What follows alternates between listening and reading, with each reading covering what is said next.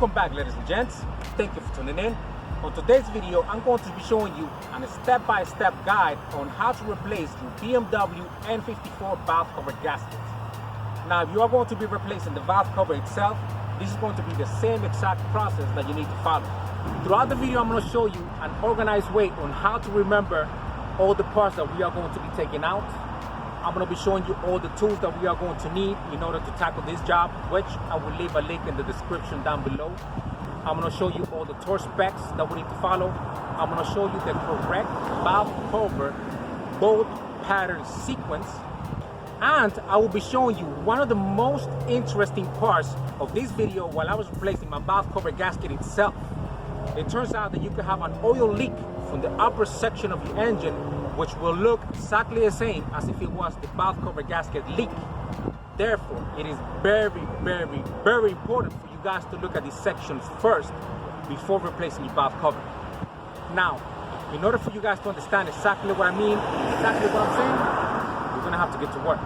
Now, let's get it. First step, we're gonna go ahead and disconnect the negative terminal from the battery. You're gonna need a 10mm. The reason why you want to do this is to eliminate any chance of fuel spraying all over the place once your fuel rail is primed. So go ahead and take this out, put it out of the way. Coming in here to the engine, I'm starting without the factory air box since I put my DCIs. But if you need a high detail video on how to remove the air box, I'm going to link that above, and that's when I install my dual cone intakes. Also, I'm starting without the beauty cover, which you will have 4 bolts that you need to take out. Those are H5s, very simple in case you haven't seen this. The first thing that we do here is to remove the cabin air filter. To remove this cabin air filter is very simple. You want to come over here to these 4 bolts.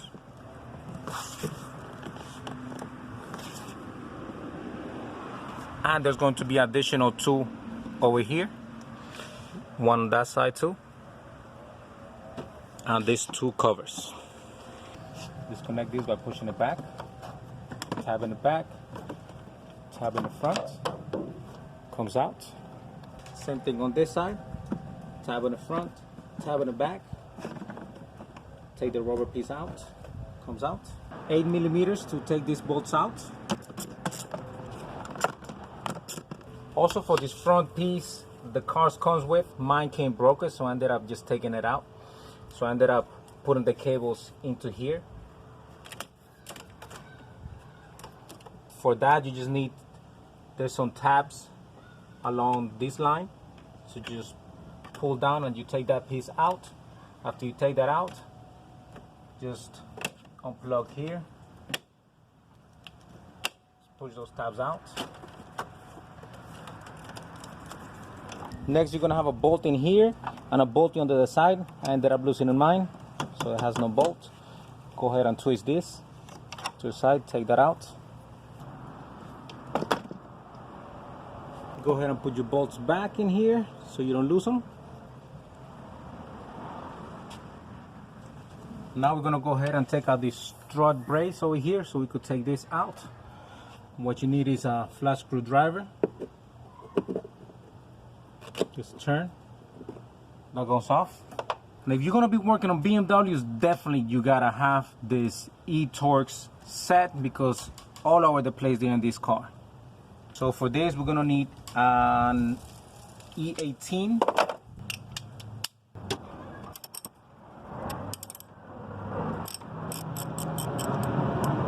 And these, you don't need to remove it all the way, just leave it loose. For this other one in this corner, we're gonna need a E14. Now go ahead and lift and just pull. You're gonna have a 4th section in there.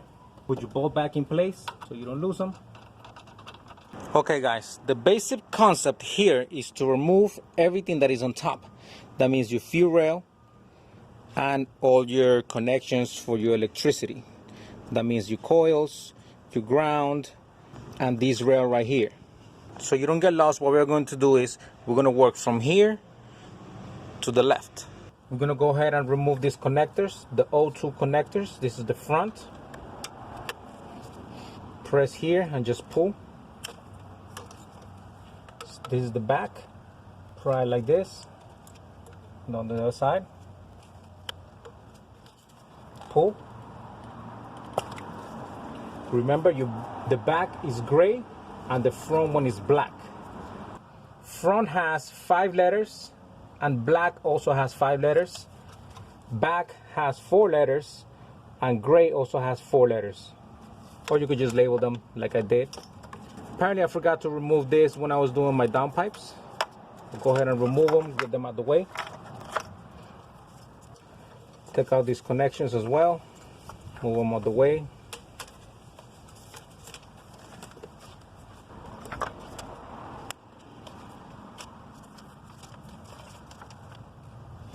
To get to this connector, we're going to have to remove this oil cache can. If you don't have an oil cache can, you're just going to have a connector that goes from here to here.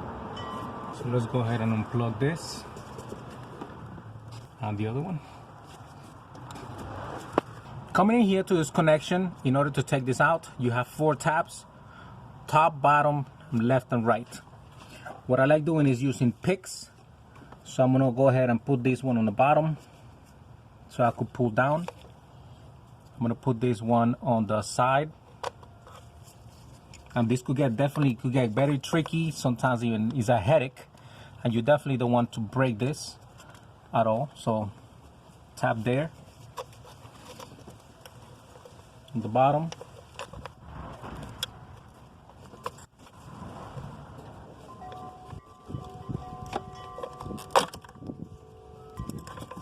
There it is.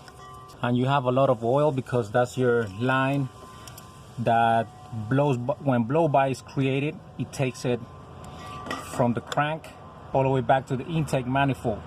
So you're definitely gonna have some oil residue. And I would say double check your gasket over here, this plastic gasket, because I did notice that I just had a little bit of oil. I noticed that I had a little bit of oil on the bottom, meaning like right here. Look like right here. Notice that it's oily, just a little bit. So double check your oil ring. Now we're gonna go ahead and do the same thing on the next one.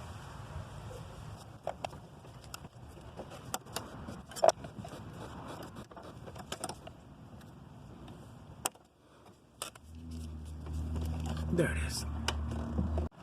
Okay, now for this fuel rail connector, you press here, press and pull. This is what you're pressing. Now coming in here to the front, we're gonna go ahead and take out this connector from your oil housing. It's pretty easy. You just move this up like this, out with this little thing that it has over here, and just pull out. Go ahead and push it back in. Yeah, that should be good. Same thing with this other one over here. Now we're going to go ahead and disconnect this other connector as well. Same thing.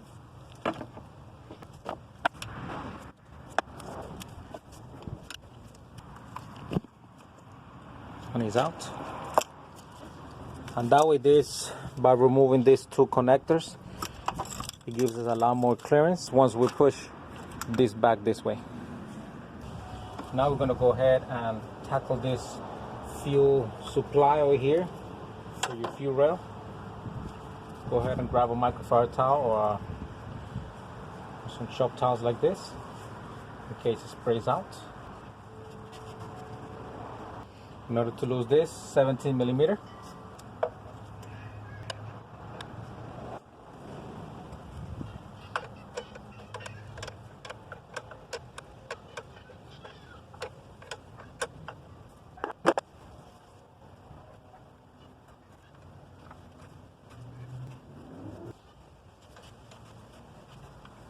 Gonna leave the paper towel in there just in case more fuel comes out. Now coming in here to this other side, the only fuel that you're gonna have is the one that is left in your line. So go ahead and just put something just in case, just to pick up some of that fuel. And we're gonna go ahead and disconnect these lines.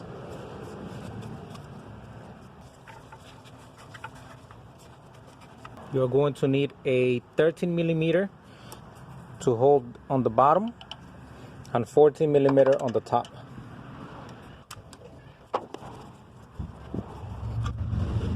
Okay. Like I said, you are going to have some fuel come out. That is the one that is actually on the line itself. And by doing it this way, we are going to avoid having to take all this and remembering which one goes where. So now we're going to continue doing the rest.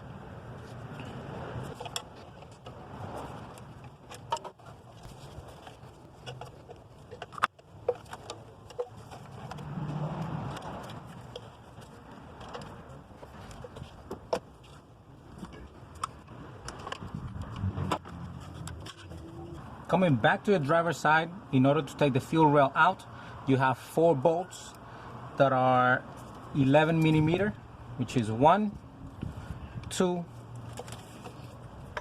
3, and 4. Go ahead and stackle those out.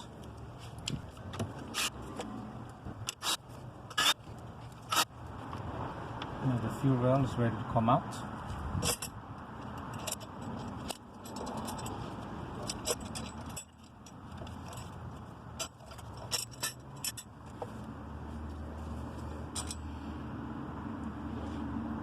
Go ahead and put your bolts back so you don't lose them.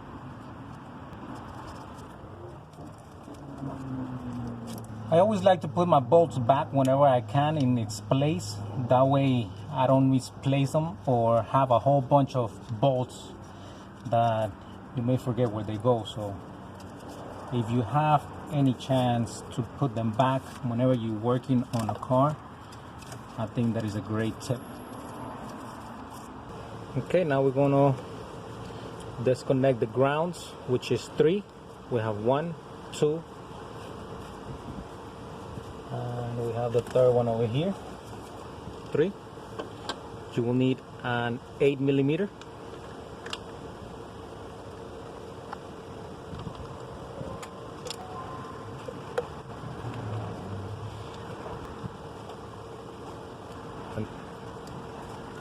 Now we could take this out. Now we are going to take out the supply line for the power to the injectors, which are 6, obviously. 1, 2, 3, 4, 5, 6. This has a little tab over here, and then all you gotta do is pull it out and just pull this. Don't pull on the connector.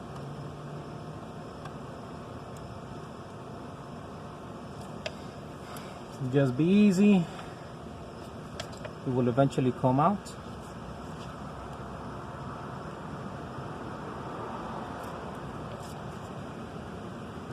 There it is.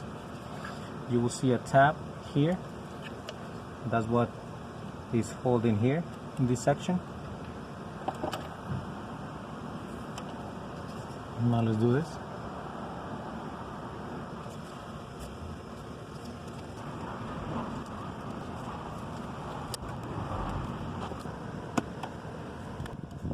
Now we're going to tackle the ignition coils, and to take out the power supply, all you do is simply pull up this lever and it comes out. Do all that for those 6. Super easy.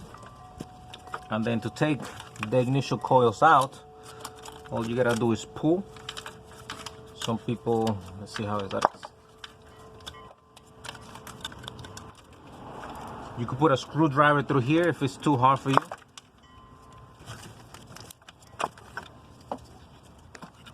Coming into where the ignition coil goes in, you have these guides for the spark plugs. So they usually get stuck, so it is best to just move them with a pick like this all around, and then they could simply just come out rather than just pulling them.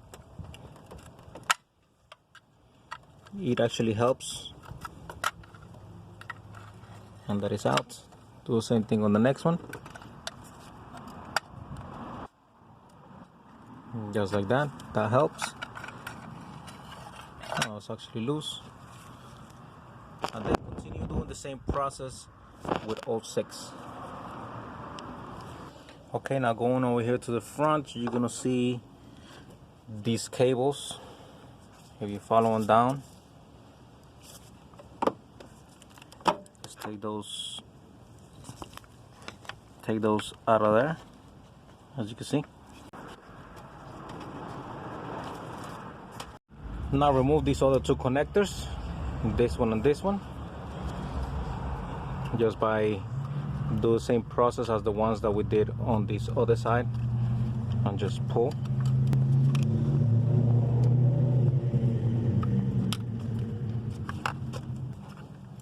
Finally, we're going to take these 2 bolts that hold this wiring harness. Is a 10 millimeter.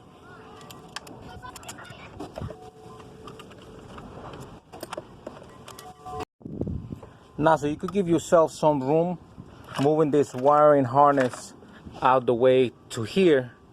You have, and all these wires here is kind of like tight over here in the corner where it's really kind of on the way. You don't really need to do this, but my suggestion is for you to do this next step. So I'm going to go ahead and remove this cover. The way to remove this cover is very simple. Just push in here.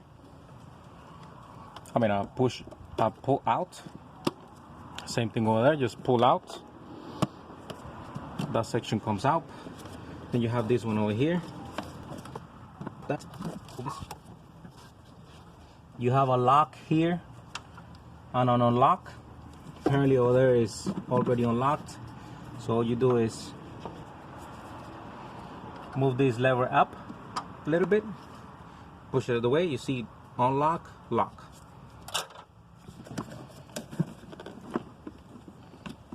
And this one is still in there.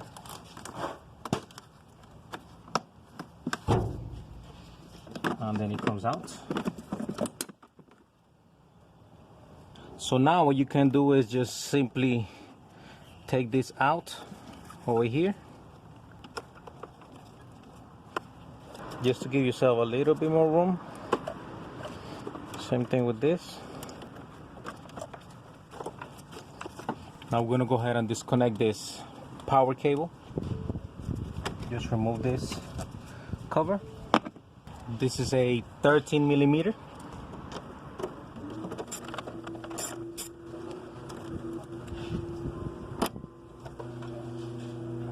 Now we can actually move all these out of the way.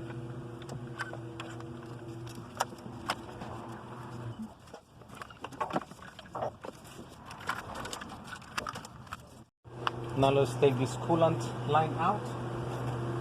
And what I want to do here is, once we place this back in, I want it to just fall in nicely so we don't have to struggle and move it around, because that's the point that you could actually make the mistake and then the gasket may start come out just a little bit, and that could be enough for you to have a leak. So I want to take this out nice and easy and then put it back nice and easy. To remove your coolant line, simply open up the cap from your coolant reservoir to release the pressure, and then use a pick or flathead screwdriver and lift up this clip right here and just simply pull.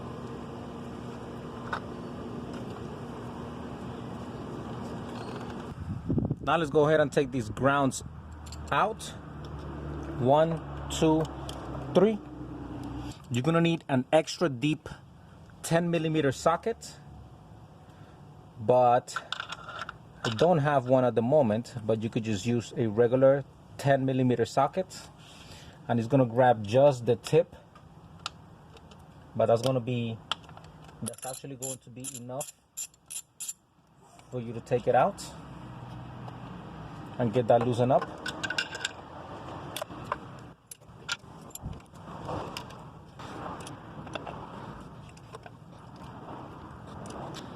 Once they're loose, they actually don't come out. You could just leave them there. Lastly, before we take this valve cover out, now that all the wiring is out of the way, we have these vacuum lines. I tried to take them out from here. They're super hard. Here as well, and here on the other connection as well as this other connection, and nothing is coming out. It looks like if you pull, you're just basically gonna break it, and I may have a leak. So in order to avoid that, we're gonna go ahead and take out these two vacuum canisters. If you could, go ahead and try to see if they actually come out for you. Maybe they're a little bit softer.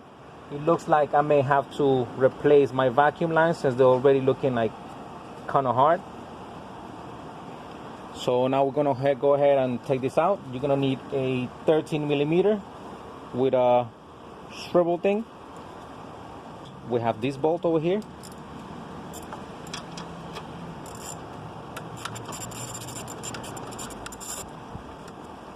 Okay, now that this is loose, you go ahead and unplug the vacuum line as well as this other one.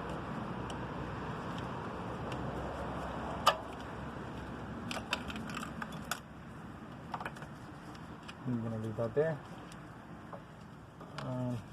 Unplug this and also unplug the one from the bottom.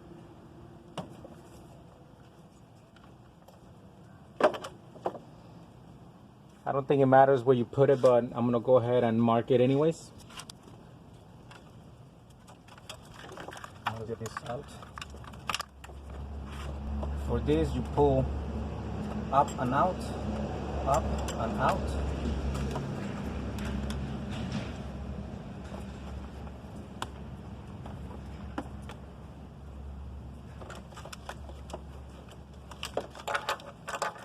Now we're gonna go ahead and zip tie this.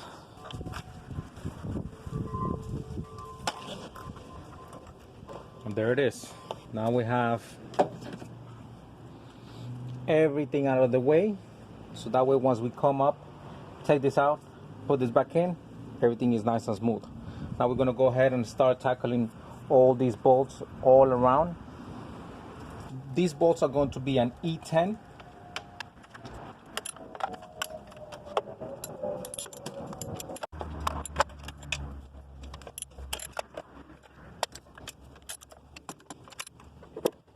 For certain bolts, you're gonna need one of these babies over here.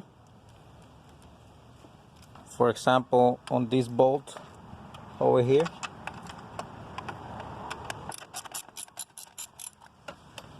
And then some other bolts on these corners as well.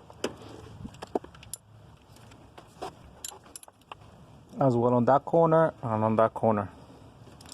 On both of the corners as well. After you have all the bolts loose, now it's time for your valve cover to start coming out. If it gets a little bit hard, meaning like over here, that it gets stuck, it's you can start prying it. It looks like my valve cover gasket was replaced recently, but it's still leaking.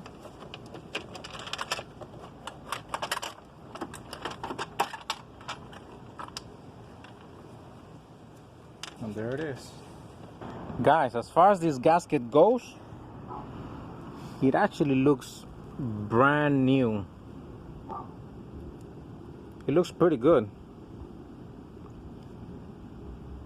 So now to think about, it may have not been the gasket itself, but I'm gonna go ahead and change it again. I'm gonna show you right now exactly what I mean why.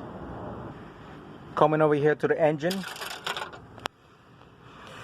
you can see that I have oil residue over here. You can see a little bit dirt over there as well here, as well as some oil residue over here as well. So that may have not been necessarily the valve cover gasket, but I think what more was on the PCV valve and the O-ring that is in there. So guys, if you see any residue here first go ahead and check that O-ring, and if anything, just replace that O-ring first, and then see if it keeps leaking, and if not, then go ahead and replace that valve cover gasket. The O-ring that actually I'm referring to is actually this one that you see over here, and this is where the blow-by from the crankcase ventilates back into the intake manifold. But since I have a oil catch can, I have this right here. But also one thing to notice is that over here it's just a little bit oily, so that may have been the case, this O-ring. So guys, once again, if you have a leak around that way, go ahead and check out your O-ring first, because that could be a possibility. And once you X that out and you see that it's not your O-ring, then go ahead and replace your valve cover gasket. Now I'm gonna go ahead and clean all these ends over here, all around, as well as the inside. So we're gonna clean that out. We're gonna come back. Coming over here to your valve cover, go ahead and remove your gasket. This gasket seems to be in pretty good shape. Very good shape. But I'm gonna go ahead and replace it with a brand new one, since I'm already this way. Now is the time that you need to take to clean all your meeting surfaces really well. Clean your valve cover, clean the middle section where I showed you I had oil residue, as well as where the gasket is going to sit, and of course, clean everywhere else that you see oil. Before putting the gasket into the valve cover, clean the channels where the gasket is going to sit very well. And do not, I repeat, do not add any silicone or any additional adhesive, since the gasket was designed not to fall off. Therefore, when you purchase a gasket, make sure you purchase a quality one. And go ahead and place the new gasket in.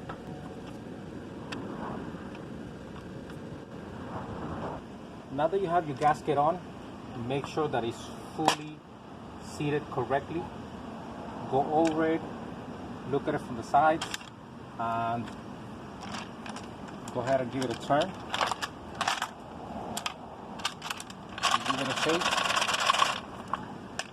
See if anything came out. Everything looks correct. So now we're gonna go and place these back on the car.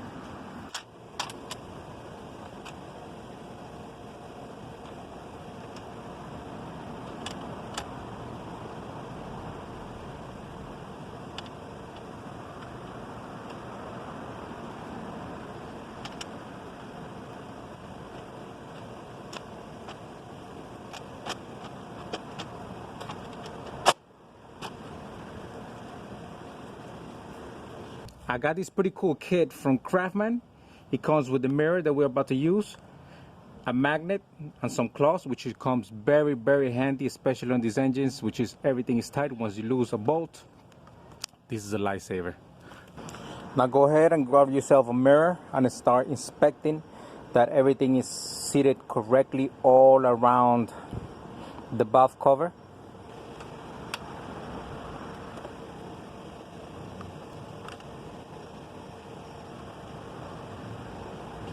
And now that you have visually inspected that every corner and every single place the valve cover gasket is good, now go ahead and hand tighten all the bolts.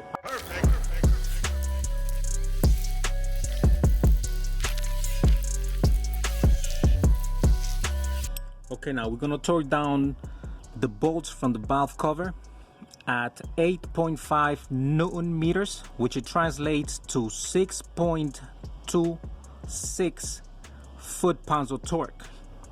And we're going to start in a star pattern, just the same way that you do to your tire. You go one end to the other end to the end to the other end. So we're going to start with this 4 bolts. 1, 2,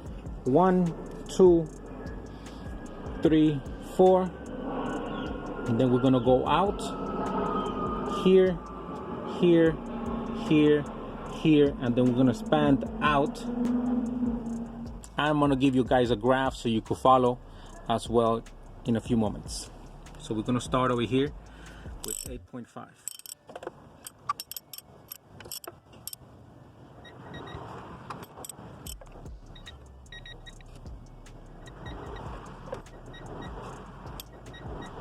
Here is the correct valve cover bolt pattern sequence that you could follow. Now, it is very important for you to tighten these bolts to the correct torque specs and for you to use a quality torque wrench. Low quality torque wrenches are not that accurate and you do not want to over tighten these bolts. Over tightening these bolts can result on you cracking the valve cover or even breaking the bolts itself. Okay guys, now let's start putting all these wires down. I'm fitting this back up. I'm gonna start putting this back. From now on is a matter of putting everything back together. So I'll make sure to do it as fast as possible while mentioning all the parts that we have taken out. This way, you can use this section to verify that you have put all parts back together. There's still a few things that we need to take care of in this DIY. Keep tuned. We're almost done. Next, put your vacuum lines back on. Guys, this is one thing that, as you can see, these vacuum lines already looking pretty bad. So make sure that you double check once you put in everything back. Double check to see if there's any parts that are brittle, that are bad, and make sure to replace them. Connect your two vacuum lines to your vacuum canisters. These vacuum lines go underneath these wires.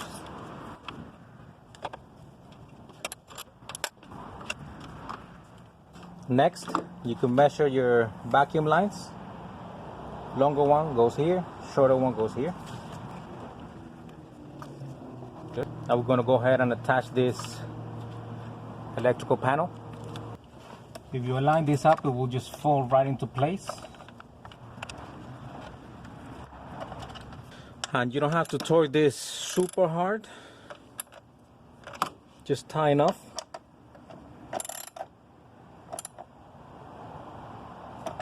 Remember that this is plastic and you may break it. Next, put in your spark plug guides. Make sure that these two ends go down here. That way it could be easier to remove later on. Next, go ahead and install your ignition coils. They are all facing this way since they fall here.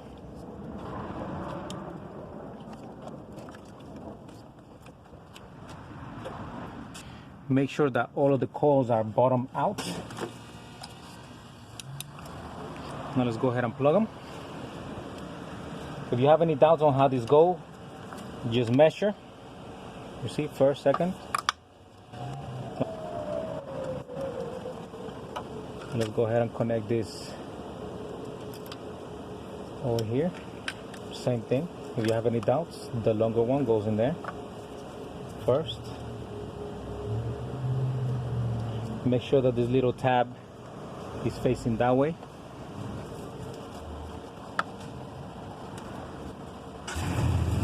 Next, let's connect our grounds.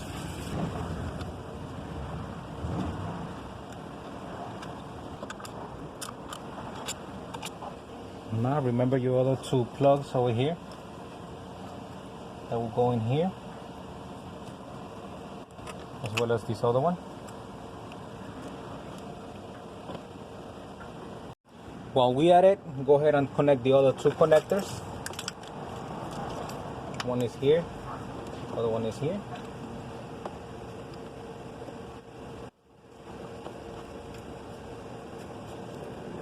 Make sure that the clip is in. Connect your coolant line.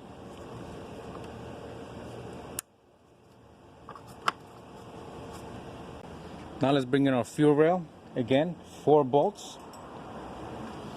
One important thing, after we installed everything and we're about to turn on the car, we have to prime the lines, which I will show you later on exactly what I mean. It's very simple.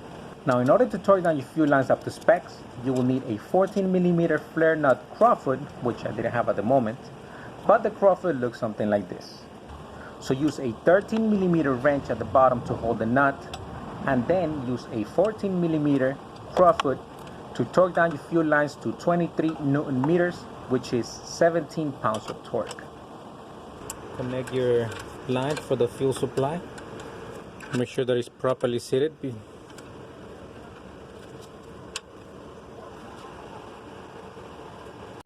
Now you could tighten up your fuel rail. connect your sensor at the end of your fuel rail. Now go ahead and route your wires, put them in this holder, and plug in your O2s.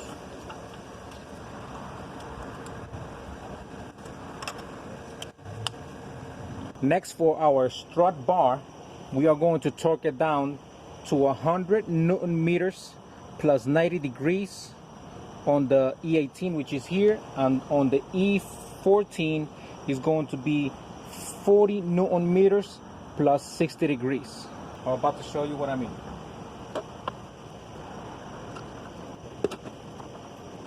$40 Newton meters on this one.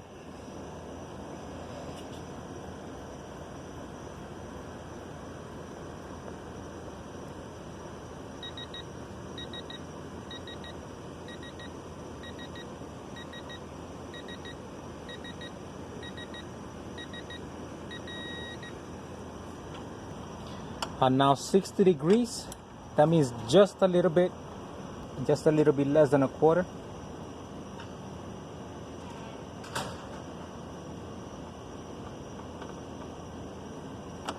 Okay, now for this one is going to be 100 Newton meters plus 90 degrees. On the previous one, we did 40 Newton meters, but I didn't get to go to 60 degrees because it looked pretty tight and I don't want to replace any bolts. So with this one, we're gonna go 100 Newton meters, and then we're gonna see if we torque it down just a little bit more up to specs.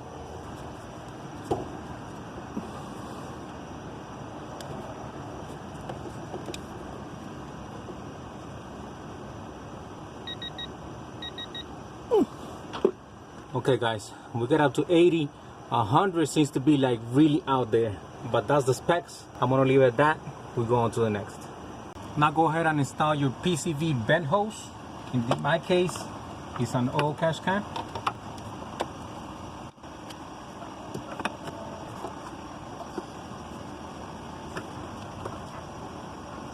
For our last few steps, we're going to connect our power source and have a look over all and everything, making sure that everything is connected, making sure that we didn't miss anything.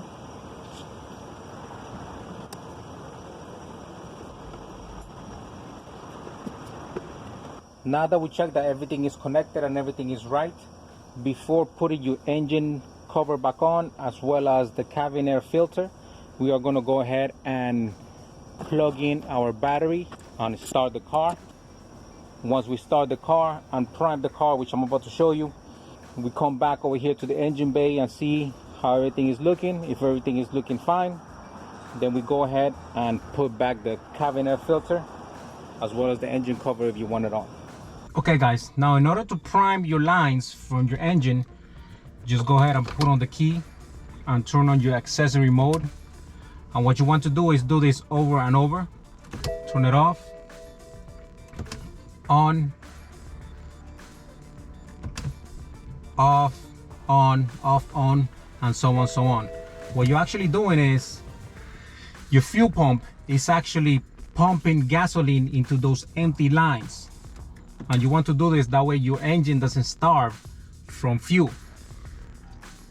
So after you do this a couple of times, turn it on, turn it off, turn it on, turn it off, then your engine is primed and you could turn it on easily.